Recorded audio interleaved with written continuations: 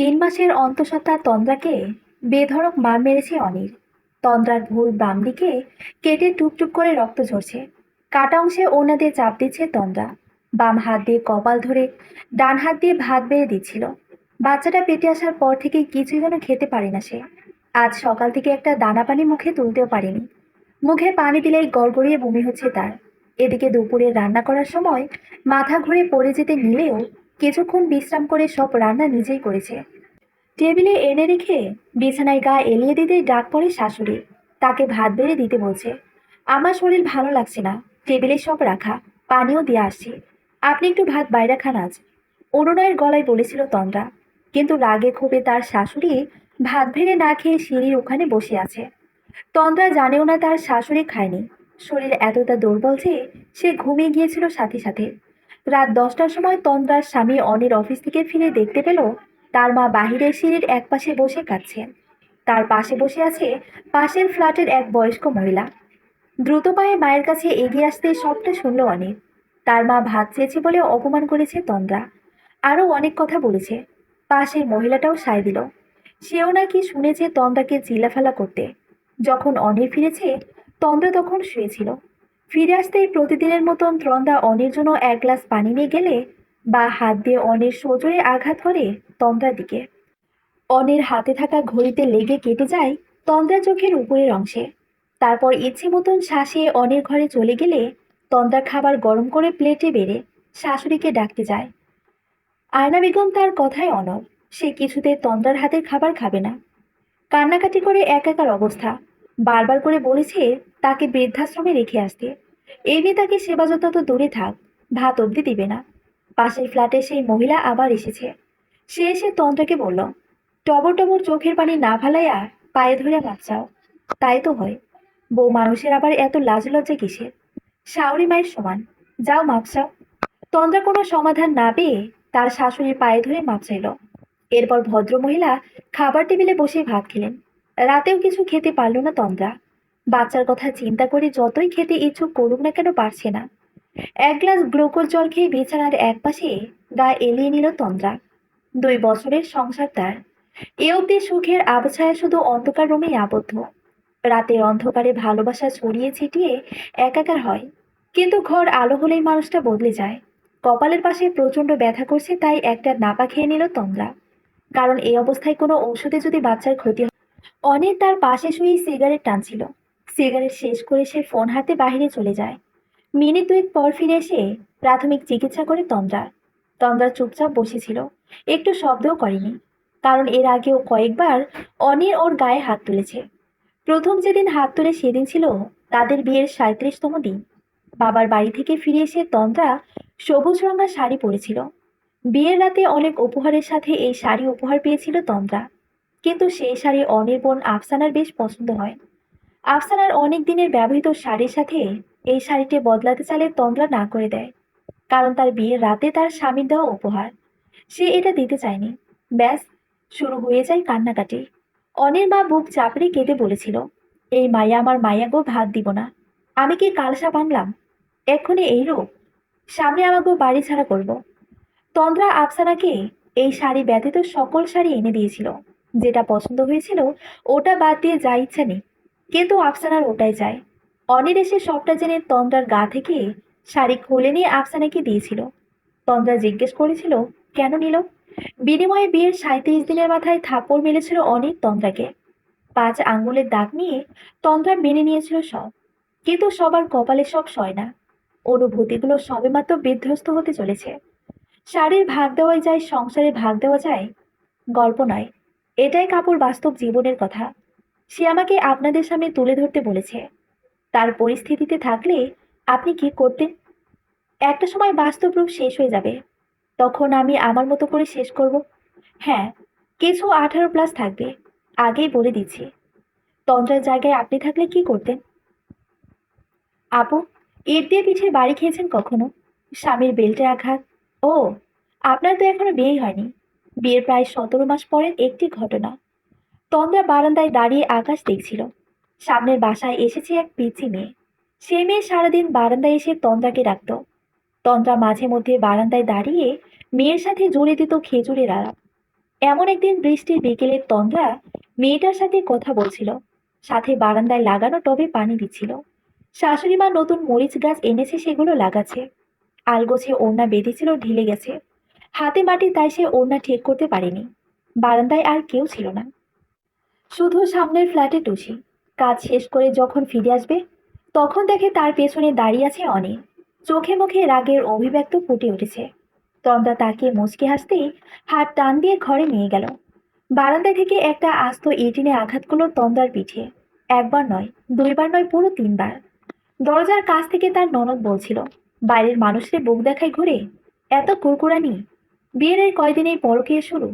অনির মা বলল, আজ থেকে বারান্দায় যাওয়া বন্ধ। তাই তো বলি, টুসির লগে এত কিসের খাতির? আরে সব তো ওর বাবার সাথে ফষ্টি করার ধান্দা। কেউ এগিয়ে এসে ধরল না। তন্দ্রা কাটা মুরগির মতো বার দুয়েক মুখ দিয়ে শব্দ করে জ্ঞান হারায়। যখন জ্ঞান ফিরে, তখন নিজেকে বিছানায় আবিষ্কার করে। পেছনের দিকে তার ফুলেছে অনেকটা, হয়তো হাড় ভেঙেছে। বাবার বাড়ি কল দিতেও দিল না, কারণ তারা আগেই দুহাত উপরে তুলেছে। বিয়ের পর স্বামীর সংসার সব। প্রথম শাড়ি নিয়ে ঝামেলা হতে তন্দ্রা রাগ করে বাবার বাড়ি চলে যায়। তখন তাকে সাফ সাফ জানিয়ে দেওয়া হয়েছে, এই বাড়িতে আসো, 2-4 দিন থাকো, তবে চলে যাবা। কেউ যেন জিজ্ঞেস করতে না পারে কয়দিনের জন্য এসেছো, কবে চলে যাবা, এর আগেই চলে যাবা। স্বামীর অধিকার আছে বউকে শাসন করার, আর একটু আধটু মার ওসব ব্যাপার না। সকাল সকাল ঘুম থেকে উঠতেই শাশুড়ি আদেশ দিলেন যেন তার মেয়ের রুম জলদি গোছানো হয়ে যায়, কারণ তার 7 মাস পরতে মেয়ে আসবে আজ। তার সেবা যত্নে যেন কোনো ত্রুটি না থাকে। নাস্তা বানিয়ে তন্দ্রা নিজ হাতে সব গুছিয়ে রাখলো। দুপুরে রান্না করে আজ একবারেই নিজে খেতে বসেছে। হোক 2-1 দিন অনিয়ম। শুকনো মরিচ পোড়া দিয়ে ভাত মেখে তেঁতুল দিয়ে খাচ্ছে। ঠিক তখন অনির বোন এবং বোন জামা এলো। তাদের আপ্যায়ন করতে করতে হয়তো সবাই ভুলেই গেছে মেয়েটা পথে। দুপুরে খাওয়ার পর তন্দ্রাকে তার ননদ স্বামী বিশ্রাম নিতে বললেন, কারণ সেও গর্ভবতী। প্রতি উত্তরে তার শাশুড়ি বললেন, এখনকার সব পোলাপান পেট কেটে বের কেন করতে হয় জানো? এই যে, এই সময় সারাদিন শুয়ে বসে কাটাই বলে। যদি একটু খেটে খুঁটে খায়, তাহলে ব্যায়াম হয়, আর বাচ্চাও সুস্থ থাকে। মা, আপনার মেয়েও তো একসময় পার করতেছে। আপনি তো তাকে আজ হাতে তুলে খাইয়ে দিলেন। এই যে, বিদ্যুৎ নেই, বাতাস করতেছেন, আর ভাবিকে বলছেন এই গরমে রান্নাঘরে কাজ করতে। বিষয়টা আপনিই বলুন। মেয়ে আমার কয় মাস পর আজ আসছে, এই সময় একটু সেবা যত্ন না করলে চলবে? তোমার বাড়িতে কি বসে খায়? নিশ্চয়ই না, নিজের কাজ নিজেই করে। এখানে তো একটু আরাম করবে। মুচকি এসে দুপাশে মাথা দুলায় আফসানার স্বামী শিশির। এরপর বলল, আপনার মেয়েকে তার পার্সোনাল ডক্টর বেড রেস্ট দিয়েছে। সে হেঁটে গিয়ে আমার বৃদ্ধা মাকে ওষুধ অব্দি দেয় না, তো নিজের কাজ কি করবে? এই কথায় আফসানা বেশ ক্ষেপে উঠেছে। পরিস্থিতি স্বাভাবিকভাবে পাল্টে যাচ্ছিল। এদিকে তন্দ্রা জানে এসবের জন্য তাকেই দায়ী করা হবে। হলো তাই। অনির বাড়ি আসতে না আসতেই তার কাছে বিচার চলে গেল। গমগমে চোখে অনির তন্দ্রার দিকে তাকিয়ে বলল, ভেতরে যাও। ও মা, ও কি কথা? আফসানা একটু কাবাব খেতে চেয়েছে তোর বউয়ের হাতে। এটুক বুঝে আমার মেয়ের জন্য তোর বউ করতে পারবে না? এর জন্যই। কথা শেষ করার পূর্বে অনির তন্দ্রাকে রান্নাঘরে চলে যেতে বলে। পুরো সময় নীরব দর্শকের মতন চেয়েছিল শিশির। এই জন্য কথায় কথায় মানুষ বলে, আমার ছেলেটা আর মানুষ হইল না। সারাদিন বইয়ের আঁচল ধরে রাখে, শালা হারামি একটা। না হলে বোনের কাপড় শুকাতে নিয়ে যায়। আর এদিকে আমার মেয়ের জামাইটা সোনার টুকরা ছেলে, কপাল করে জামাই পাইছে।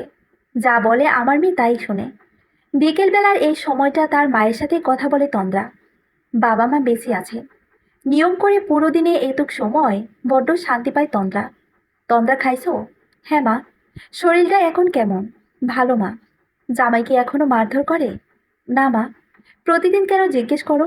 মা গো, তোমার গালে ওই থাপ্পড়ের দাগ আমি ভুলবার পারি না। না মা, এখন আর মারে না। ডিম দুধ কিছু কিছু খাইও। না খাইলে বাচ্চার পুষ্টি আসবো কই থেকে? হুম। আমারও ইচ্ছা হয় তোমারে আমার কাছে এনে রাখি, কিন্তু তোমার ছোট ভাবির 8 মাস চলে, তারে নিয়েই পারি না। সারাদিন পিছু পিছু ঘুরে ঘোরে। সে তার বাপের বাড়িও যাবে না। তার তো আবার মা নাই। মায়ের আদর আমার কাছ থেকেই পোষায় নেয়। তোমারে আনলে আবার তার ভাগের সমান কম পড়লে সে কান্নাকাটি করব। এই শেষ সময় কি আর এসব করা যায়? তার চেয়ে আল্লাহ ভালো ভালো কিছু দিলে তারপর তোমারে আনবো। তখন সে তার বাচ্চা নিয়ে ব্যস্ত থাকবো। সমস্যা নেই মা, আমি এখানেই ঠিক আছি। আর তাছাড়া এ সময় আমাকে এই বাড়ি থেকে ছাড়বে তোমার মনে হয়? শোনো মা, শ্বশুর ঘরে বউ মানুষ গাছের মতো, শিকড় দিয়ে গাছ যেমন মাটিকে আটকে রাখে, তেমন করে মাটির কামড়ে থাকতে হয়। ধৈর্য ধরো, সব ঠিক হবে। মায়ের শেষ কথাটা তন্দ্রার কানে বাজছে। কথা শেষ করে ফোন রেখে সে জানালার ধারে দাঁড়িয়ে ডান হাতে বৃষ্টির পানি স্পর্শ করে গুনগুনিয়ে গান গায়, হুমায়ুন আহমেদের গান। ঘর খুলিয়া বাহির হইয়া জ্যোৎস্না ধরতে যায়, হাত ভর্তি চাঁদের আলো, ধরতে গেলে নাই। হাত ইশারায় ডাকে, কিন্তু মুখে বলে না, আমার কাছে আইলে বন্ধু আমারে পাইবা না। আপন মনে হেসে ওঠে তন্দ্রা, বলল, আর এই শ্বশুর ঘরের মাটি যদি দুই ভাগ হয়ে যায়, তখন শিকড় কোথায় ফেলবো গোমা? কার মাটি কামড়ে ধরবো? এবার বলুন, তন্দ্রা কি করবে? সে তো বাবার বাড়িও জানিয়েছিল, প্রতিবাদ করেছিল, কিন্তু আপনি তন্দ্রার জায়গা থাকলে কি করতেন? জানালাটা ক্যাচ ক্যাচ শব্দে খুলে এক পাল্লা খুলেছে। ঘরটাতে তন্দ্রার স্বামী অনিল রতিক্রিয়ায় ব্যস্ত কোনো মেয়ের সাথে। দেখে গা গলে উঠেছে তন্দ্রার। তার স্বামী তবে সত্যি পরকীয়া আসক্ত? চোখের সামনে আদিম খেলায় মত্ত মানব মানবীর অনুভূতি তখন উচ্চ পর্যায়ে। কিন্তু 3 মাসের অন্তঃসত্ত্বা তন্দ্রা কোনো রকমে নিজেকে সামনে বেরিয়ে এলো কমলাপুর রেল স্টেশনের পাশে এক বাসা থেকে। কিছুটা এগিয়ে এসে এক টং দোকানের পাশে বসে পড়ে তন্দ্রা। হাত পা চলছে না। বুড়ো মহিলার দোকান চালায়, কে জানে সে কি বুঝলো। এগিয়ে এলো এক গ্লাস পানি হাতে, তন্দ্রাকে তুলে ধরে পাশের ব্রেঞ্চিতে বসিয়ে দিয়ে তার হাত মুখে পানি দিয়ে বলল, এই গরমে কেউ হাত মোজা পাও মোজা পরেলো? এমনি তো চান্দি ভাইটা মোটা, ধরো পানি খাও। তন্দ্রার কানে তখন আশেপাশের কোনো কথাই যাচ্ছে না। তার চোখের সামনে শুধু ভেসে উঠছে তার স্বামীর অন্য নারীর সাথে আদিম নম্রতার দৃশ্য। পানি মুখে দিতেই গড়গড়িয়ে বমি করে দিল তন্দ্রা। ততক্ষণে মহিলাটা তাকে বাতাস করছে। নিজেকে সামলে তন্দ্রা শুধু বলল, আমাকে একটা রিক্সা ডেকে দিবেন প্লিজ। মহিলাটা রিক্সা ডেকে আনতেই তন্দ্রা উঠে বসলো। মহিলার হাতে শখানেক টাকার নোট গুজে দিতেই রিক্সা চলার জন্য অনুরোধ করে তন্দ্রা। তাদের বিয়ে 2 বছর চলছে। কিছুক্ষণ আগ অব্দিও সব স্বপ্নের মতন ছিল, কিন্তু এখন সব দুঃস্বপ্ন। আগত ভবিষ্যৎ দেখে ভয়ে শিউরে উঠেছে তন্দ্রা। রিক্সা নিয়ে সে সরাসরি নিজের বাবার বাসায় চলে এসেছে। মা ভাবিরা প্রশ্ন করলেও কোনো জবাব দেয়নি সে। বিয়ের আগে তার জন্য যে ঘরটা ছিল, এতক্ষণ কোথায় ছিল জানতে চাইলেও তন্দ্রা কোনো জবাব দেয়নি। রুমে প্রবেশ করে জানালা বন্ধ করে বিছানায় গা এলিয়ে দিয়েছে। কয়েকদিন যাবৎ অনিল পরিবর্তন লক্ষ্য করছিল, কিন্তু কিছু বলেনি। বিশেষ করে নতুন প্রজেক্টের কাজে যেদিন খুলনা গেল, তার দিন দশেকের পর থেকে এমন পরিবর্তন। ভেবেছিল হয়তো কাজের জন্য এমন, কিন্তু আজ সকালে দেখা মেসেজ তার ধারণা পাল্টে দেয়। নিজেকে ভুল প্রমাণ করার জন্য সে বারবার প্রার্থনা করেছিল, কিন্তু সত্যের তিক্ততার মুখোমুখি তাকে হতেই হয়েছে। নীলিমার পাশ থেকে উঠে একটা সিগারেট ধরায় অনেক। সিগারেটের স্বাদটা আজ বড্ড পানসে লাগছে। তার পাশে উপর হয়ে ঘুমিয়ে আছে নীলিমা। নীলিমা, নীলিমা, নীলিমা। তার জন্য একটা রহস্যের নাম নীলিমা। সাদা মসৃণ পিঠে ছড়িয়ে আছে চুল। হালকা ব্রাউন চুলের কারণে তাকে আরো বেশি আকর্ষণীয় লাগছে। ফোন হাতে নিয়ে অনেক দেখলো দুপুর 2টো বাজে। নিশ্চয়ই তন্দ্রা অপেক্ষা করছে ওর জন্য। বেচারি ওকে ছাড়া খেতে বসে না। ওর খাওয়ার খবর নেওয়ার পর সে খাবার খায়, কিন্তু আজ তন্দ্রার ফোন বারবার ট্রাই করার পরে বন্ধ পাচ্ছে সে। বিকেলবেলা ঘুম থেকে উঠে গোসল ছেড়ে বাহিরে এলো তন্দ্রা। তার মা তখন তার ছোট ভাই বউকে মাথায় তেল দিয়ে দিচ্ছে। বেশি বেশি করে তেল দিয়ে বেনে করে গুছিয়ে রাখে সে তার পুত্রবধূকে। অথচ সে কি একবার খেয়াল করে দেখেছে তার মেয়ের মাথার চুল যে খুব রুক্ষ। বড় ভাবির তন্দ্রাকে ভাত দিলেও মা এখনো আসেনি।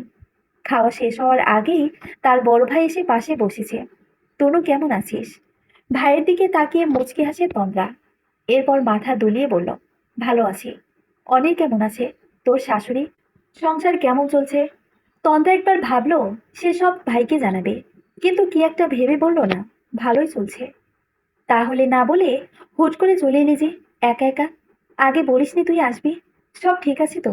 খবর না দিয়ে আসা যায় না? বিয়ের পর একবার তুই এভাবে এসেছিলি, মনে আছে? তোর ননদ শাড়ি নিয়ে ঝামেলা করায় অনিল মেরেছিল, তাই এসেছিলি। মাঝে একা আসিসনি, তাই মা আর তোর ভাবি ভাবছে না কিছুই হয়নি। তন্দ্রা ভাত খাওয়া থামিয়ে দিল। এ বাড়িতে আসার অধিকার তার ফুরিয়েছে আগেই। সে নিজের মনে করে অযাচিত চলে এসেছে। তাকে চুপ থাকতে দেখে তার ভাই বলল, কিছু হলে আমাকে বল বোন। লুকাচ্ছিস না তো? সুখে আছিস তো? ভাইয়ের কথায় দু চোখ উপচে পানি আসছিল। তবুও সেদিকে পাত্তা দিল না তন্দ্রা।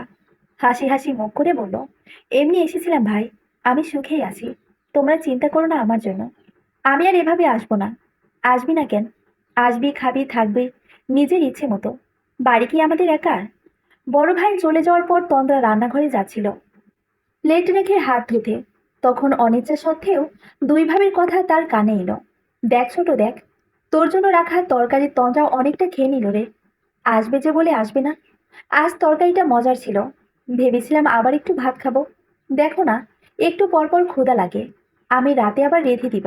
মাকে বলিস না মন খারাপ করতে, কারণ তার মেয়েও পড়ে। ঝগড়াঝাটি করে আসছে নাকি জানি না, তবে ওর ঝগড়ার বাতিক নেই, সহ্য ক্ষমতা অনেক বেশি। বিয়ের পর একবার এসেছিল ঝগড়াঝাটি করে, এরপর আর আসেনি। তন্ত্রা রান্নাঘরে যায় না, কলতলা থেকে প্লেট হাত মুখ ধুয়ে ঘরে এসে প্লেট গ্লাস জায়গা মতো রাখে। বোরখা হাতে বসেছে একটু ফ্যানের নিচে। ঠিক সে সময় মা ভাবিরা এলেন। তন্দ্রার সাথে কথা বলছিল। তার মায়ের প্রথম বাক্য ছিল, তুই কি আজকেই চলে যাবি? হাসি হাসি মুখ করে তন্দ্রা বলল, এই তো মা, রেডি হচ্ছি, এক্ষুনি বের হব। এভাবে এলি কেন? একটা রাত থেকে যা।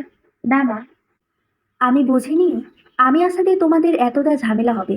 এরপর বড় ভাবির দিকে তাকিয়ে বলল, আমার তোমার তরকারি রান্নার ঝামেলায় ফেললাম গো, কষ্ট করে রেঁধে দিও। ভাবিদের বুঝতে সমস্যা হলো না যে তন্দ্রা তাদের কথা শুনেছে। বড় ভাবি তার দুহাত ধরে বলল, ভাই, তুমি মন খারাপ করেছো? আমি কিন্তু ওভাবে বলিনি। আমি মন খারাপ করব কেন? তোমরা যা বলেছো ভুল তো বলনি। বাবার বাড়ি থেকে বেরিয়ে এলো তখন আকাশে মেঘ জমেছে। চারদিকের মানুষ যার যার আপন নিরাপদ স্থানে আপনজনের কাছে যাচ্ছে। তন্দ্রা তখন হাঁটছে এলোমেলো ভাবে। সে জানে না গন্তব্য কোথায়। কারো কিছু মানুষের সব থেকেও তো নেই। দুই পরিবার থাকতেও তাদের কোনো ঘর নেই, আপনজন নেই। তাদের ভাসতে হয় কচুরি পানার মতন, পানির টানে এক স্থান থেকে অন্য স্থানে। স্থায়িত্ব হয় কবরের মাটি। তন্দ্রার এলোমেলো পদক্ষেপগুলো এগিয়ে যাচ্ছিল তার অনিশ্চিত ভবিষ্যতের দিকে। আপনি তন্দ্রা হলে কি করতেন? যাও, ক্ষমা করলাম এবার। তুমি আমার অভিমানের যোগ্য নও। ভালোবেসেছিলাম তোমায়, তুমি আমার ঘৃণারও যোগ্য নও। যাও, প্রতিজ্ঞা করলামই এক ফোঁটা কাঁদবো না। যতই অনুরোধ করো আমি আর ফিরবো না। আমি তো ভুলেই গেছি তুমি কেনই বা ফিরবে। তোমার খেলনা ছিলাম, এখন ভেঙে গেছি। আজ হয়তো অন্য খেলায় মাতবে, তবে মনে করিয়ে দেওয়া ভালো, খেলনা নয়, রানী। আমি ভালোবাসার কালিতে লেখা প্রথম কাহিনী আমি। হ্যাঁ, আমি ভেঙেছিলাম, ভেঙেছিলাম পুরোপুরি। তবে এখন এক একটা টুকরো জমাবো। তুমি এবার দেখে নাও কি দারুণ হ্যাপি এন্ডিং বানাবো। ড্রেসিং টেবিলের সামনে বসে চোখে কাজল দিচ্ছিল নীলিমা। হাতের কাজল নিয়ে আয়নার দিকে তাকিয়ে অভিষেকের কথাগুলো বলল নীলিমা। অনিক তখন সবেমাত্র গোসল সেরে বেরিয়েছে। তোয়ালে পাশে রেখে বিস্ময়কর দৃষ্টিতে তাকিয়ে আছে অনির। এত অভিমান কেন?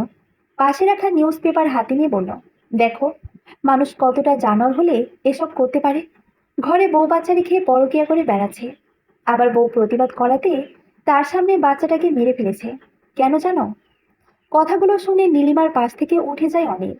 বেড সাইড টেবিলের ওপর থেকে সিগারেটের প্যাকেট উঠিয়ে একটা সিগারেট মুখে পড়ে অনিল জিজ্ঞাসা করলো, কেন? তখন ধপ করে জ্বলে উঠল লাইটার। সিগারেটে প্রথম টান দিয়ে একরাশ ধোঁয়া ছড়িয়ে দিল সে। কারণ বউ বলেছিল তার সংসারের মায়া নেই, মাত্র ছেলের জন্য সংসারে পড়ে আছে। তাই স্বামীর সন্তানকে তার সামনে মেরে ফেলল, মেয়েটাকে বেঁধে। ভাবা যায় এসব? ভাবা যায়, কারণ প্রণয় বিষে সব সম্ভব। প্রণয়ের বিষ ঘোগ্র বিষের থেকে জ্বালাময়ী। এ বিষ তোমাকে না দিবে বাঁচতে, না দিবে মরতে। ভালো বললে তো। এখন বলো, আমরা বিয়ে কবে করছি? খুব দ্রুত। টলটলে পায়ে হাঁটছিল তন্দ্রা। বাড়ি থেকে অনেকটা দূরে চলে এসেছে সে। পিছনে রয়ে গেল তার শৈশব, কৈশোর, সদ্য পাওয়া দেওয়া যৌবনের স্মৃতি। সে কোথায় যাবে? স্বামীর সংসারে ফিরলে অসম্মান, বাবার ঘরে অতিথি মাত্র। আমি তাকে বারবার প্রশ্ন করছে, ব্যর্থ জীবনের তপস্যা থেকে মৃত্যুকে বরণ কি শ্রেয় না? বৃষ্টি থেকে বাঁচতে সে পাশের একটা প্রাইভেট হাসপাতালে আশ্রয় নিল। ওয়েটিং রুমে তখন অনেকে। ক্লান্ত শরীরে মাথা নিচু করেছিল তন্দ্রা। পাশে বসে থাকা এক ভদ্রমহিলার কোলে থাকা বছর খানিকের বাচ্চা তার দিকে হাত বাড়িয়ে টানছে, মুখ দিয়ে শব্দ করছে, বা বা বা। তন্দ্রা চোখ মেলে তাকায়। হঠাৎ মনে হয় তাকে অনিলের কাছে ফিরতেই হবে, তার সন্তানের জন্য। কিন্তু সেই দৃশ্য ভেসে ওঠে মান স্পটে, বিষিয়ে দেয় তন্দ্রার মন। কি করবে সে? তার কি করার আছে?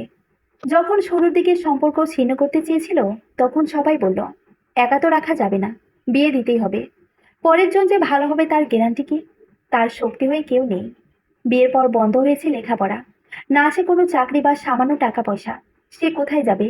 নিজ ভিতরে থাকা ছোট্ট হৃদস্পন্দনের জন্য তাকে বাঁচতে হবে। দাঁতে দাঁত চেপে উঠে দাঁড়ায় তন্দ্রা। ফিরে আসে স্বামীর বাড়িতে।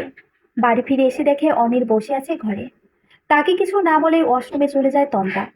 ফিরে আসতেই দেখে অনির দুটো বার্গার নিয়ে বসে আছে। পাশে থাকা ব্যাগের লোগো বলে দিচ্ছে আজ অনেক বেশ খরচ করেছে। সেদিকে প্রক্ষেপহীন তন্দ্রা। রাতের খাবার বসাতে যাচ্ছিল, তখন অনিল তার হাত ধরে বলল, রাতে খাবার বানাতে হবে না, আমি নিয়ে এসেছি, এটা তোমার জন্য, এসো বসো। তন্দ্রা হাত ছাড়িয়ে নিয়ে বলল, তার ক্ষুধা নেই। তবে অনিল নাছুর বান্দা, একটু মুখে দিতেই বমির কথা বলে বাইরে এসে ফেলে দিল। আজ থেকে সে শুধু বেঁচে থাকার জন্যই বাঁচবে, অনিলের থেকে, এই সংসারে থেকে নিজেকে গুটিয়ে নেবে।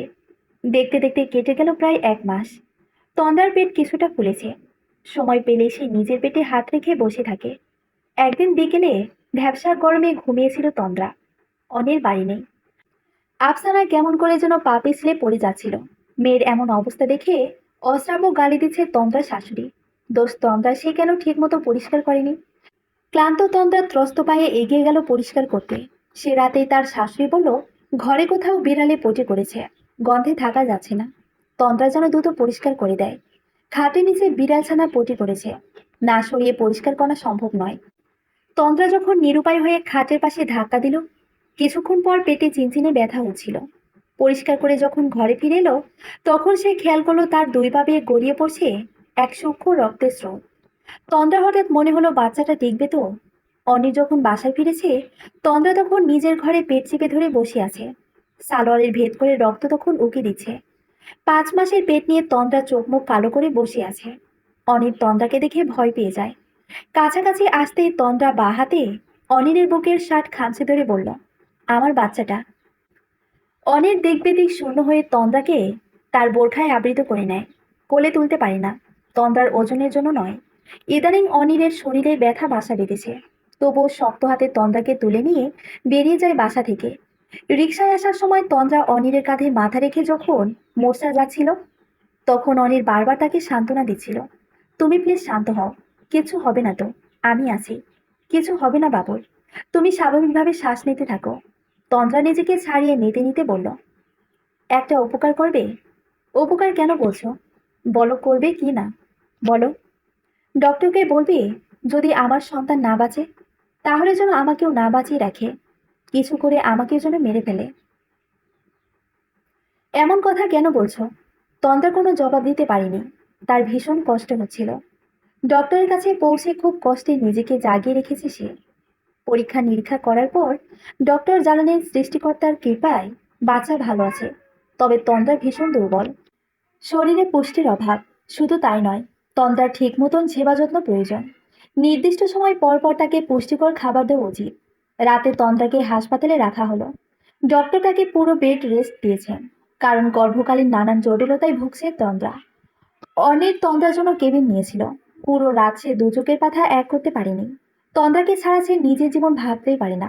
তার জীবনের অন্যতম উপহার তন্দ্রা। যখন সে অল্প পয়সার চাকরি করত, তখন সেই অল্প পয়সা দিয়ে সংসার চালিয়ে নেওয়া মেয়ে তন্দ্রা। হাতে টাকা না থাকলে যার উপর মানসিক রাগ ক্ষোভ প্রকাশ করে অনিল। অথচ মেয়েটা একটু পরে পানির গ্লাস হাতে নিয়ে এসে দাঁড়ায়, এসে মেয়ে তন্দ্রা। মেয়েটা ঘুমিয়ে আছে, চোখের নিচে কালি জমেছে, গালের হাড়গুলো স্পষ্ট, এতটা শুকিয়েছে। অনিল এবার স্পষ্ট বুঝতে পারছিল, এক বিছানায় পাশাপাশি ঘুমালে স্বামীর দায়িত্ব পালন করা যায় না। তন্দ্রা তখন গভীর ঘুমে আচ্ছন্ন হয়ে আছে। তখন অনিলের দৃষ্টিতে শুধুই তন্দ্রা। 37তম কল দিল নীলিমা অনিলের ফোনে। অনিল ফোন তুলছে না। আজ তার সাথে সামান্য কথা কাটাকাটি হয়েছে, অফিস সংক্রান্ত কাজে। নীলিমার এলাকায় নতুন প্রজেক্ট শুরু করেছে অনিলের কোম্পানি। সম্পূর্ণ দায়িত্ব অনিলের ছিল। কাজ শেষ করার পর নতুন অফিসের দায়িত্বে রয়েছে নীলিমা। এই প্রজেক্টে কাজ করার সময় তাদের আলাপ, তারপর ধীরে ধীরে প্রেম। অনিল কখনো নিজের পরিবার বা বন্ধু সম্পর্কে তাকে কিছুই বলেনি। নীলিমা এখনকার থেকে তার খবর নেবে। রাত যেন কাটছেই না। সকাল হতে অফিস থেকে অনিলের ঠিকানা জোগাড় করে নীলিমা। প্রায় বেলা 11টার দিকে সে ঠিকানায় পৌঁছে যায়। অনির তন্দ্রাকে নিয়ে তখন সবেমাত্র ফিরেছে। বাসার গেটের সামনেই তাদের সাথে দেখা হলো। অনির নীলিমার সাথে স্বাভাবিক ব্যবহার করলেও তন্দ্রা নিজেকে গুটিয়ে নিল। মেয়েটার কথায় এটা স্পষ্ট বুঝতে পারছিল যে নীলিমা নামের মেয়েটি হয়তো জানেই না অনির বিবাহিত। জীবনটা নাটকের চেয়েও নাটকীয় মোড় নেয়। অনির জানে না তন্দ্রা সবটা জানে। নীলিমা জানে না তন্দ্রাকে। আবার তন্দ্রা সবটা জেনেও বড্ড অসহায়। ড্রয়িং রুমে বসে যখন নীলিমা অনিরকে হাজারখানেক প্রশ্ন করছিল, তন্দ্রা তখন মনে মনে এক ভয়ঙ্কর সিদ্ধান্ত নিল। নীলিমাকে বাসায় দেখে অনির ভীষণ চমকে উঠলেও প্রকাশ করেনি। এখানে নীলিমা প্রত্যাশিত ছিল না। তাছাড়া তন্দ্রাকে কি বলে পরিচয় করিয়ে দিবে? যত দ্রুত সম্ভব হয়েছে অফিসের বাহানা দিয়ে নীলিমাকে নিয়ে বেরিয়ে এসেছে অনির। তন্দ্রার নাকে বিন্দু বিন্দু ঘাম জমেছে। গভীর ঘুমে তলিয়ে যাওয়ার পূর্বে সে নীলিমার ফোনে মেসেজ করে দেখা করার জন্য। অনিলের ফোন থেকে নাম্বার পেয়েছে সে। আগামীকাল সকালে হবে তাদের দেখা। অনিলের বাসায় থাকা মেয়েটার তাকে কি বলবে ধারণা না থাকা নীলিমা উৎসুক মনে অপেক্ষা করছিল তন্দ্রার জন্য। ক্যাফেতে বসে তন্দ্রা যখন তার এবং অনিলের সম্পর্ক সবটা বলে তাকে ফিরে যেতে বলল, তখন নীলিমা অসহায় কণ্ঠে তন্দ্রাকে বলল, আমার কি দোষ বোন? আমি কোথায় যাব? আমিও যে ওকেই ভালোবাসি। আমার মান সম্মান, দেহ সব ওর হাতে তুলে দিয়েছি।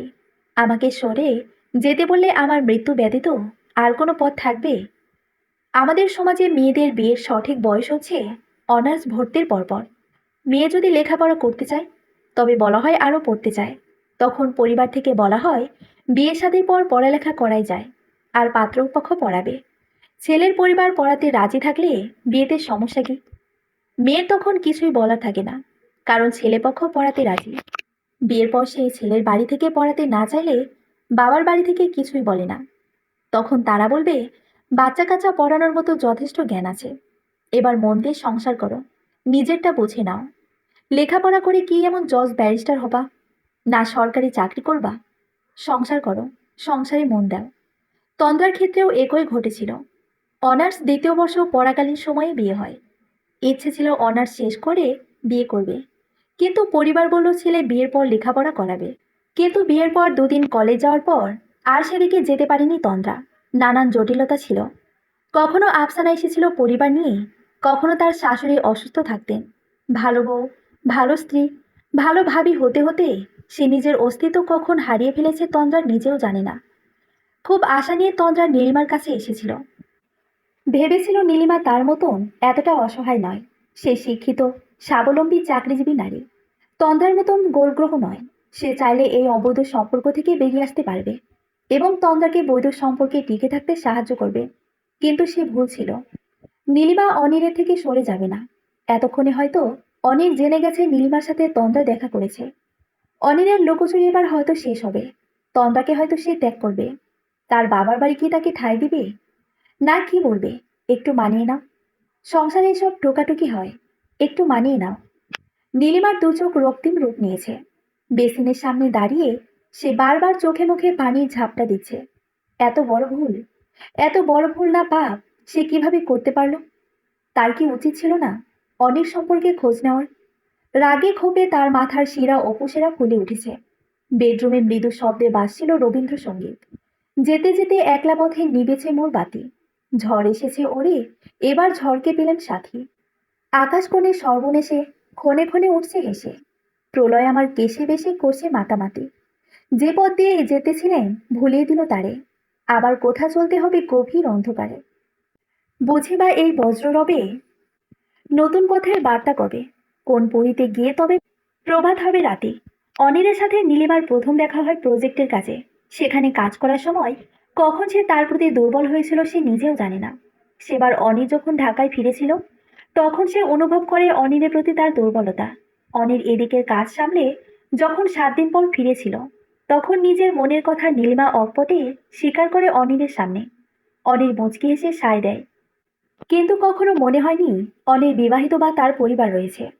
দুজন প্রাপ্তবয়স্ক মানুষের প্রেমে শারীরিক সম্পর্ক খুব স্বাভাবিক। দুজনের সম্মতি ছিল। নীলিমা কেন তাকে সামলে নেয়নি? এখন কি করবে সে? আজ যে মেয়েটি এসেছিল তাকে সে দেখেছে অনিলের বাসায়। মেয়েটি মা হতে চলেছে। কিন্তু অনিল কিভাবে একসাথে দুজনকে ঠকাতে পারে? তন্দ্রার ভাই এসেছেন তাকে দেখতে।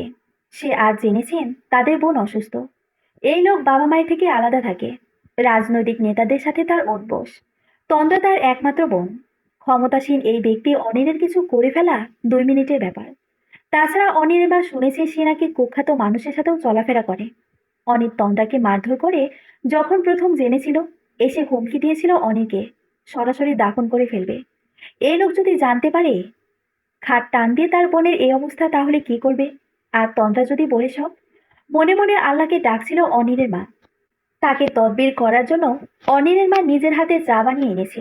বারবার লোক দেখানো হলেও তন্দ্রার খেয়াল রাখার চেষ্টা করছে। সেদিকে তোয়াক্কা না করে তন্দ্রার মেজ ভাই সরাসরি প্রশ্ন করলেন, এমনটা কেন হয়েছে? তন্দ্রা ভাইয়ের পাশে বসে বলল, ভাই, হঠাৎ করে এমন হলো। আমি তোকে নিতে এসেছি বোন, তুই আমার সাথে চল। তুই নিজের খেয়াল একটুও রাখছিস না ভাই। কিন্তু দেখ, প্রথম সন্তান বাবার বাড়ি হয়, যেমন তোর ননদ এসেছে। তন্দ্রার ভাইয়ের কথা শুনে অনিলের মা বললেন, ও মা, এ কি কথা? বউ যাইবে কেন? তোমার সাথে গেলে বুঝি বাপের বাড়ি যাওয়া হইব? তুমি তো আলাদা থাকো। মাউল মা চিন্তা করবেন না, আমার স্ত্রী একজন ডক্টর, সে তন্দ্রার খেয়াল রাখতে পারবে। কিন্তু অনিলের অনুমতির জন্য অপেক্ষা করেনি তন্দ্রা। তন্দ্রা যেন হাঁসফাঁস করছিল এ বাড়ি থেকে বেরিয়ে যেতে। মেজো ভাই যেন তার জন্য স্বর্গের দূত। সে বিনা বাক্য ব্যয় করে চলে গেলেন তার মেজো ভাইয়ের সাথে। অনেকদিন পর যেন প্রাণ খুলে শ্বাস নিল তন্দ্রা। সে সবটা জানাবে তার মেজো ভাইকে, কারণ সে বেরোতে চায় এই মরীচিকার সম্পর্ক থেকে। তোমারে আমি বলতেছি, আমার কথা কিন্তু ভুলবো। আমার কথা কিন্তু ফলবো, মিলাইয়া নিও। তুমি যদি আমার বলার নামে তোমার ভাইয়ের ঠ্যান কিছু কইছো, তাহলে তোমার পেটের বাচ্চা বাঁচবো না। এই আমি কয়া দিলাম। আমি কিন্তু মা। আমার মুখের কথা বের হওয়ার আগেই আল্লাহ পাকের দরবারে কবুল হইবে। কথা শেষ করে অনিলের মা ফোন কেটে দিলেন। অপর পাশে তন্দ্রা ফোন কানে ধরে বসে রইল। তার শাশুড়ি কল করে সরাসরি অভিশাপ দিচ্ছিল, সে যদি অনিলের কথায় কিছু তার ভাইয়ের কাছে বলে, তবে তার পেটের বাচ্চা বাঁচবে না। তন্দ্রা দুটো ফাঁকা ঢোক গিলল। এমনিতেই ডক্টর বলেছেন তার বাচ্চাটা দুর্বল। সে নিজের মনকে বারবার বোঝাতে চেষ্টা করছিল, ওসব শুধুই কুসংস্কার, কারো কথাই কিছুই হয় না। নিশ্চয়ই আল্লাহ তালা সকল কিছু ভালো করবেন। কিন্তু তার অবচেতন মন বারবার তাকে ইঙ্গিত করছিল, যদি অভিশাপ সত্যি লেগে যায়। ভাইয়ের বাসায় তন্দ্রা এসেছে প্রায় ঘন্টাখানেক সময় হলো। তার মেজ ভাবি পেশায় একজন ডক্টর, ভাই ব্যবসা করছে। বাসায় এসে তাকে দেখে জড়িয়ে ধরে বলল, তুই আসিস না কেন রে? তোর ভাই কি শুধু আমার দায়িত্ব? আমি বুঝি তোদের দায়িত্ব নয়? তন্দ্রা কি বলবে সে বুঝে উঠতে পারছে না। তার প্রচন্ড গা গোলাচ্ছে, মাথা ঝিম ধরে আছে। নবনীতা বুঝতে পারে তন্দ্রার শরীর খারাপ হচ্ছে। সে ধমকে উঠে তন্দ্রাকে ফ্রেশ হতে পাঠিয়েছে। নিজে চলেছে রান্নাঘরে। তার স্বামীকে কল দিয়ে ফ্রেশ দেখে আমনি আসতে বলল। কথা বলতে বলতে লেবু শরবত নিয়ে এলো। তন্দ্রা তখন বিছানায় সবেমাত্র গায়ে এলিয়েছে। তন্দ্রার মুখ দেখে নবনীতা অনেক কিছু বুঝতে পারল, তবুও মুখ ফুটে কিছুই বলল না। কারণ এমনিতেই তার শাশুড়ি তাকে খুব একটা পছন্দ করে না। এ বিষয়ে কথা বলে হয়তো তিনি বলবেন নবনীতা নিজে কান পোড়া দিয়ে তার মেয়ের সংসার ভেঙেছে। তন্দ্রা ঘন্টা 2 ঘুমিয়ে উঠে গোসল সেরে বাহিরে বেরিয়ে এলো। বেশ ঝরঝরে লাগছে নিজেকে। রান্নাঘর থেকে টুংটাং শব্দ আসে। পুরো ঘর জুড়ে তখন পাকা আমের গন্ধে ভরে আছে। রান্নাঘরে রান্নায় ব্যস্ত নবনীতা। সে তন্দ্রার জন্য নিরামিষ রান্না করছে, সাথে কাঁচকলা ভর্তা, ইলিশ মাছের দো পেঁয়াজও আর সাদা ভাত। তন্দ্রা রান্নাঘরের পাশে একটা চেয়ারে বসে পড়ল। এত আইটেম, আমাকে ডাক দিলেই পারতে, সাহায্য করতাম। ডাক দিতাম যদি দুজন না হয়ে একজন হতে। এখনো সমস্যা ছিল না, আমি পারি। নিজের সংসারে সবাই পারে। তন্দ্রা অস্ফুট স্বরে উচ্চারণ করে, সংসার। অবনীতা বুঝতে পারে, টিস্যুতে হাত মুছে এসে বলল, তুমি চাইলে আমাকে বলতে পারো, চিন্তা করো না, সব ঠিক হবে। তন্দ্রা কিছু বলল না, শুধু শক্ত হাতে জড়িয়ে ধরল নবনীতার হাত। অনিলের মা বেশ কয়েকবার ফোন করেও ছেলেকে পেলেন না ফোনে। বারবার তার নাম্বার ব্যস্ত দেখাচ্ছে। এদিকে তার মেয়ের খাই খাই অবস্থা। কিছুক্ষণ পূর্বেই তো ভাত খেলো, আবার তার ক্ষুধা লেগেছে। কই, মা কিছু রেঁধেছ কি? এখন কি রান্ধনের টাইম? আমি তাহলে কি খাবো? আমার ক্ষুধা লাগছে তো। তন্দ্রার ভাই দেখ, মেল্লা ফল ফলান্তি আনছে, মিষ্টি আনছে। দুপুরে তো দই দিয়েও ভাত খেলাম। এখন ঝাল কিছু বানাইয়ে দাও। আমি এখন ঝাল কি বানাবো? কাবাব বানাও, না হলে চটপটে। আমি বাতের বিষে এতক্ষণ খাড়ায় থাকবার পারমো? তুই বরং নিজে কিছু রাইন্দা খা। মায়ের কথায় তেলে বেগুনে জ্বলে উঠেছে আফসানা। সামান্য খাবারের জন্য তাকে বসে থাকতে হবে? যদি নিজের রান্না করে খেতেই হয়, তো বাপের ঘরে কেন এসেছে সে? রাগে গজগজ করতে করতে বেরিয়ে গেল সে। এদিকে অনিলের মা দুপুরের ভাত ঘুম কামাই করে ছুটলেন রান্নাঘরে মেয়ের জন্য খাবার বানাতে। তন্দ্রার অনুপস্থিতি সে হাড়ে মজ্জায় টের পাচ্ছেন। নীলিমা বসে আছে অনিলের মুখোমুখি। চোখ মুখ ফুলে গেছে মেয়েটার। ফর্সা, তীর্যক নাক মুখে লালচে আভাস। তার দিকে তাকিয়ে দীর্ঘশ্বাস ছাড়ল অনিল। কেন এমন করলেন? কি করেছি? প্রেমের অভিনয়। অভিনয় তো করিনি। আপনার স্ত্রী আছে, সে সন্তান সম্ভবা, জানি। তাহলে আমার সাথে কি? আমাকে আপনার রক্ষিতা হিসেবে রাখতে চাইছেন? এমন কিছুই বলিনি। হেয়ালি বাদ দিবেন? বলবেন আপনি কি চাইছেন? আছে সাহস আমাকে স্বীকৃতি দেওয়ার? কেন থাকবে না? তবে আপনার স্ত্রী, আমার থেকে স্বীকৃতি পেতে হলে আপনাকে আমার প্রথম স্ত্রীকে মেনে নিতে হবে। আমি রাজি। এই অবধি ছিল তন্দ্রার বাস্তব জীবনের কাহিনী। কারণ নীলিমা সব জেনে সংসার করার জন্য এসেছে। এরপর থেকে শুরু হবে গল্প। আমি নিজভাবে এগিয়ে নিয়ে যাব তন্দ্রার গল্প কাহিনী। অনিল ফিরেছিল বেশ রাত করে। তখন প্রায় 9:30 বাজে। ফেরার সময় বাজার থেকে কিনে এনেছে আম্রপালি আম, তন্দ্রার প্রিয় আম। আজ থেকে নীলিমার কথা বলতে হবে। অবশ্য সে সবটা জেনেছে। তন্দ্রাকে সে ভালোবাসে এবং এটাও সে অস্বীকার করতে পারবে না যে তন্দ্রাকে ছাড়া অসহায়। নীলিমার প্রতি দুর্বলতা অস্বাভাবিক কিছু নয়। নীলিমা যখন চাইছে তাকে স্ত্রীর পরিচয় দিবে, তবে এজন্য যদি তাকে তন্দ্রাকে ছাড়তে হয়, না, সে তন্দ্রাকে ছাড়বে না। নীলিমা শুধুমাত্র সাময়িক আবেগে ভেসে যাওয়া ক্ষণিকের উল্লাস। তন্দ্রা তার তৃপ্তি। সে ভুল করেছে, সে সবসময় বুঝতে পারছে, অথচ সময়ের জোড়াবালিতে আটকে যাচ্ছে। বাসায় ফিরে যখন জানতে পারে তন্দ্রা নেই, তখন চুপচাপ বসেছিল অনেক। ইচ্ছে করছিল নীলিমাকে সব বলে দিতে, তার থেকে মুক্তি নিতে, কিন্তু সম্ভব নয়। অনেক দেরি হয়েছে। ছেলের এমন অবস্থা দেখে অনিলের মা তাকে জিজ্ঞেস করে কি হয়েছে। অনিল ধীরে ধীরে সবটা বলতে লাগলো। অনিলের সব কথা শুনে ফ্যাকাশে মুখে বসে রইলেন তার মা। তিনি তন্দ্রাকে পছন্দ করে না এমন নয়, তবুও তার ছেলে এত বড় একটা কাজ সে মেনে নিতে পারলেন না। তার অবচেতন মন প্রার্থনা করতে লাগলো তন্দ্রা ভুল করে হলেও যেন তার ভাইকে বলে দেয়, সবটা বলে দেয়, আর কখনো যেন ফিরে না আসে এই ঘরে। সতীনের সংসারে জ্বালা যে বড় জ্বালা, তন্দ্রা সইতে পারবে না। ভাইয়ের সাথে আম খাওয়ার পাল্লা দিয়েছে তন্দ্রা। একের পর এক আম দুই ভাই বোনে খেয়ে চলেছে। তাদের প্রতিযোগিতার রেফারি হয়েছে নবনীতা। দেখা যাক কে কত খেতে পারে। একে একে 10টা আম তন্দ্রা খাওয়ার পর নবনীতা তার স্বামীকে ইশারা করে। তন্দ্রার ভাই বিষয়টা বুঝতে পেরে বড়সড় ঢেকুর তুলতে তুলতে বলল, আর পারছি না, I am done.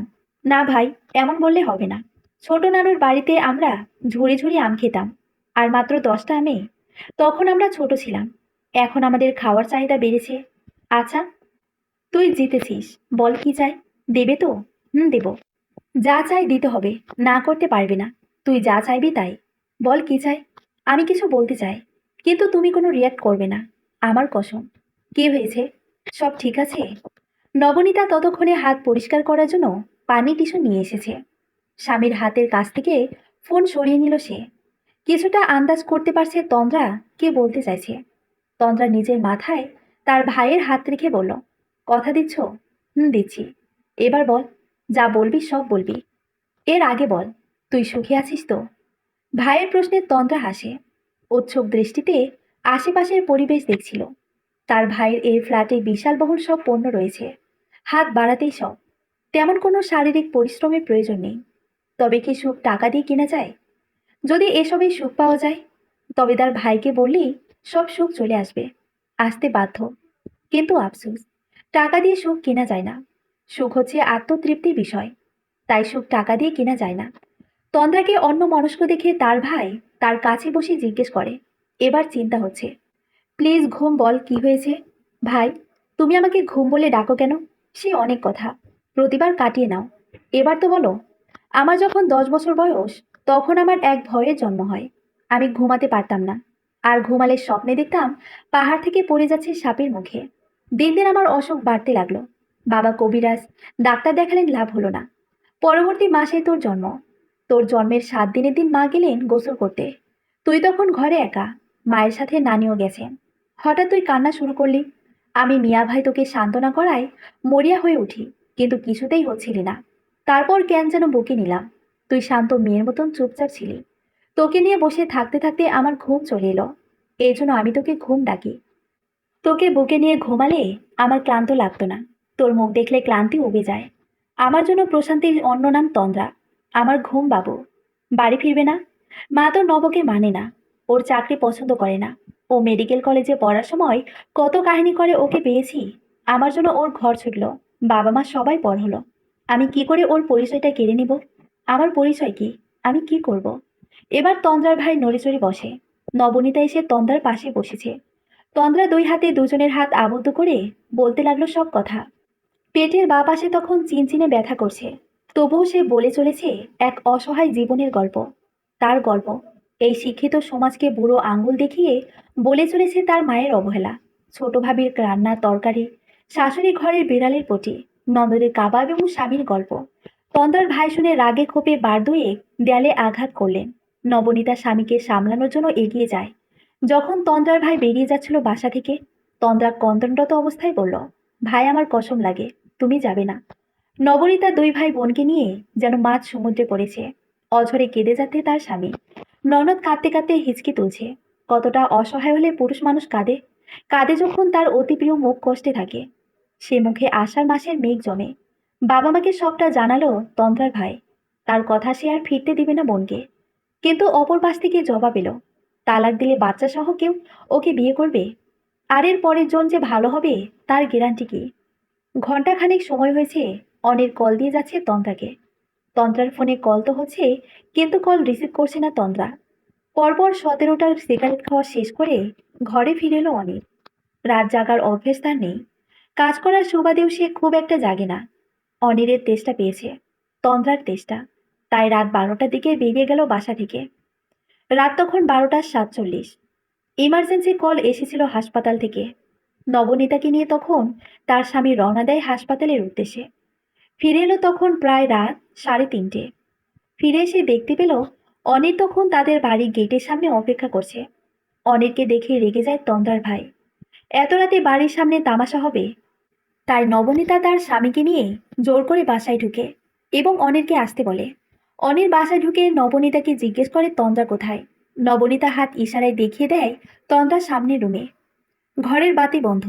Sliding door বন্ধ করে অনির ঘরের বাতি জ্বেলে দিল। তন্দ্রা গভীর ঘুমে আচ্ছন্ন। ওয়াশরুম থেকে ফ্রেশ হয়ে এসে অনির তন্দ্রার পাশে বসতেই তন্দ্রা জেগে গেল। ঘরের বাতি ততক্ষণে বন্ধ হয়েছে। তন্দ্রা উঠে বসতেই অনির গায়ে এলিয়ে দিয়ে বলল, আমাকে না বলে আসার মানে কি? তন্দ্রা নিশ্চুপ। ঘুমের কারণে তার কেমন ঘোর লাগছে। মনে হচ্ছে ঘুমাতে পারলেই তার শান্তি। কি হলো? কিছু জিজ্ঞেস করেছি। তন্দ্রার এখনো মনে হচ্ছে সে ঘুমিয়ে আছে। যা হচ্ছে সব স্বপ্ন। পাশের ঘরে তার ভাই রয়েছেন।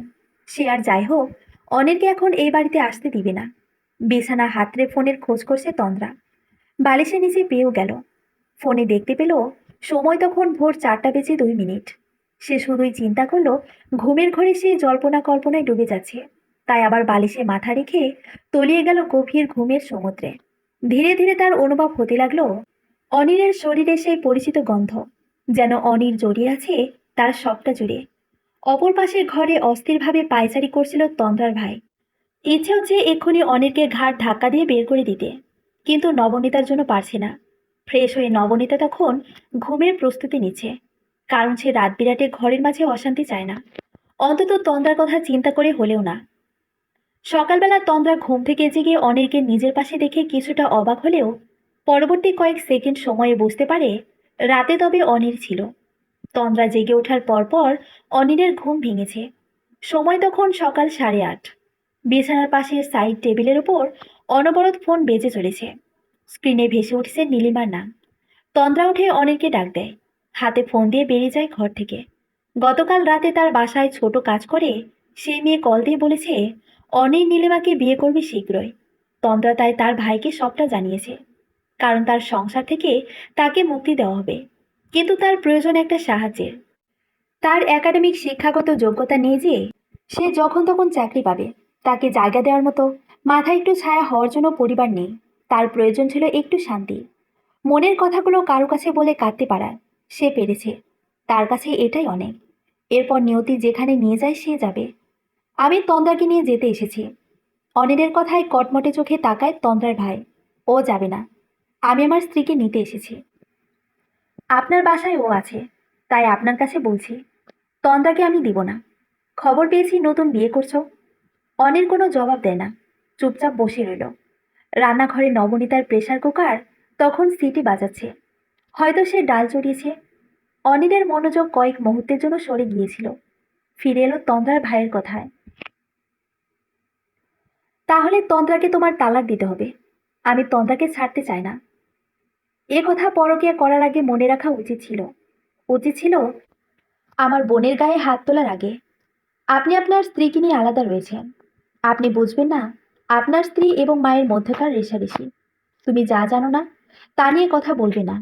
আপনার আরো 2 ভাই আছে। আমি মায়ের এক ছেলে। আমার মাকে অন্য কারো ঘাড়ে গোছানোর সুযোগ আমার নেই।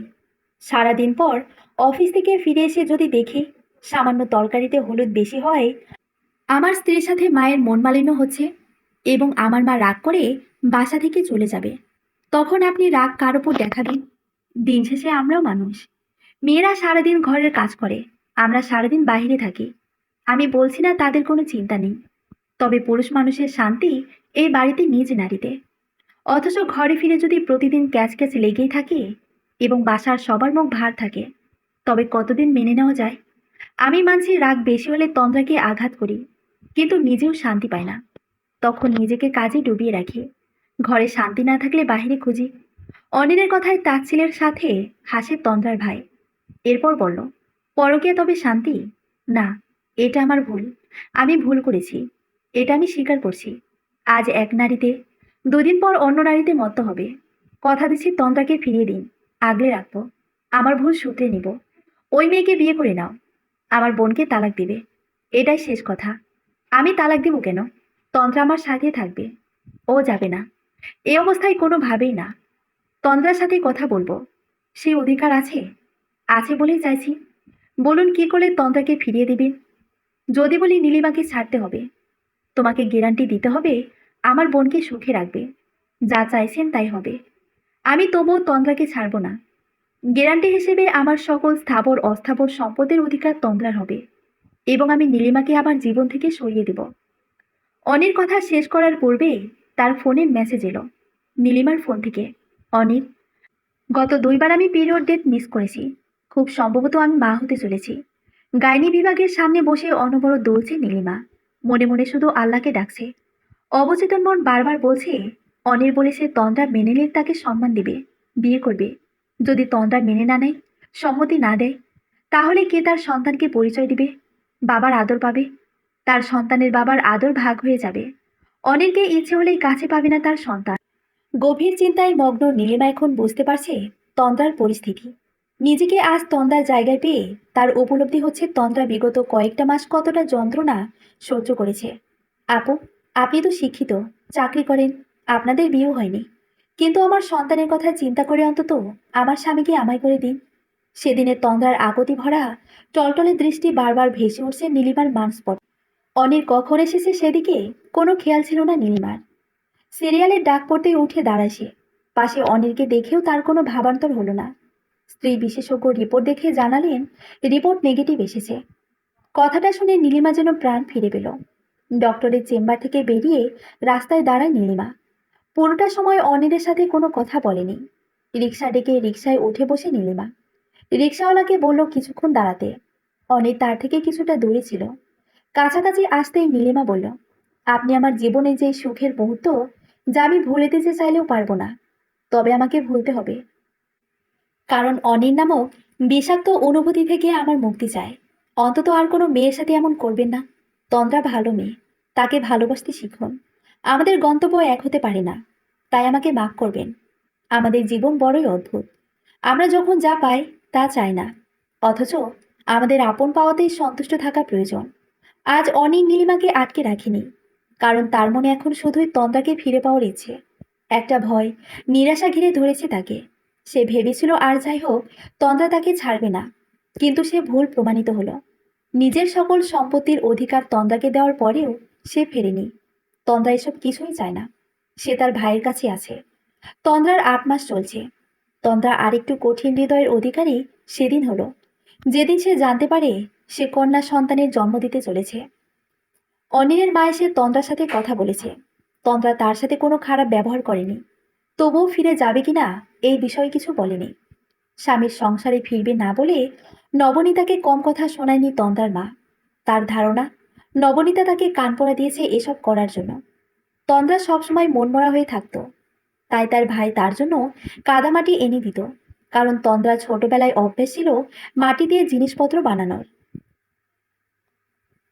একদিন বিকেলে নবনীতা বাসায় ছিল না, ভাই তখন বাহিরে।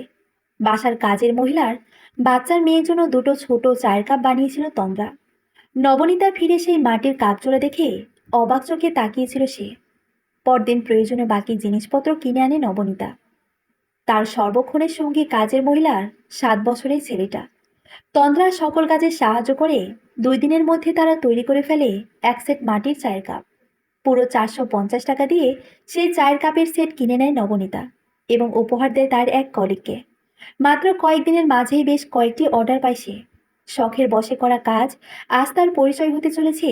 কিন্তু ভারী পেট নিয়ে সমস্যা হয় তার। কষ্ট লাগে, ক্লান্ত লাগে, তবুও সে প্রকাশ করে না। নবনীতা বুঝে সে যত্নের কমতি রাখছে না। তবুও তন্দ্রার একাকিত্ব যে একান্ত ব্যক্তিগত। তার ভাই পুরো সকাল তন্দ্রার কাজে সাহায্য করে, তার পুরো বিকেল তন্দ্রার নিয়ম করে বিশ্রাম, হাঁটতে যাওয়ার রুটিন। রাস্তায় নেমেই সে অনেককে খুঁজে। অবচেতন মন বারবার চায় সে আসুক, বারবার আসুক, এসে ভেঙে চূর্ণ বিচূর্ণ করুক আমায়। অথচ অনিরের দেখা পায় না। অনির থাকে তার আশেপাশে থাকে, কখনো তার ভাইয়ের বাসার গেটের সামনে, কখনো বা পার্কের চন্দ্রপ্রভা গাছের আড়ালে। দেখতে দেখতে দিন ঘনিয়ে এলো। তন্দ্রা জন্ম দিল এক কন্যা সন্তান। সেদিন হাসপাতালে কেউ ছিল না তন্দ্রার পরিবারের, কারণ যে মেয়ের স্বামী মাপ চাওয়ার পর তার সাথে থাকবে না, বেল্লাপনা করবে, তার সাথে কোনো সম্পর্ক রাখা যায় না। তবে তন্দ্রার ননদ জামাই, শাশুড়ি, নবনীতা এবং তার ভাই ছিল। অনিলের কোলে তার সদ্য জন্মানো কন্যা। সে দু চোখ ভরে তাকে দেখছে। অনিলের চোখ থেকে তখন টুপটুপ পানি ঝরছে। তন্দ্রার এক মন বলছে মাফ করে দে অনিলকে, সে তো ভুল বুঝতে পেরেছে। কিন্তু পরক্ষণেই মনে পড়ে সেই বস্তির ঘরে নীলিমার সাথে তাকে দেখার সেই দৃশ্য। সে জানে না তার নিয়তিতে কি আছে, তার কি করা উচিত। তবে সে সম্মানের সাথে বাঁচতে চায়, তার মেয়েকে সকল সুখ দিতে চায়, কিন্তু নিজের আত্মসম্মানের বিনিময়ে নয়। তন্দ্রা মনে মনে প্রতিজ্ঞা করে, হয় একচুল ছাড় নয়, মানুষের মতন বাঁচব, মেয়েকে মায়া মানুষ নয়, মানুষ হিসেবে গড়ে তুলব। সমাপ্ত। কিছু কথা আপনারা অনেকে জানেন, শুরুটা হয়েছিল এক আপুর জীবন গল্প নিয়ে, তবে আজ শেষ করেছি আমার মতো। আমি জানি না সে কি করবে না করবে, তবে এতটুকু বলতে চাই, সম্মানের অধিক কিছুই নয়। নিজেকে সম্মান করতে শিখুন, তাহলে সামনের ব্যক্তি আপনাকে সম্মান দিবে। ধন্যবাদ।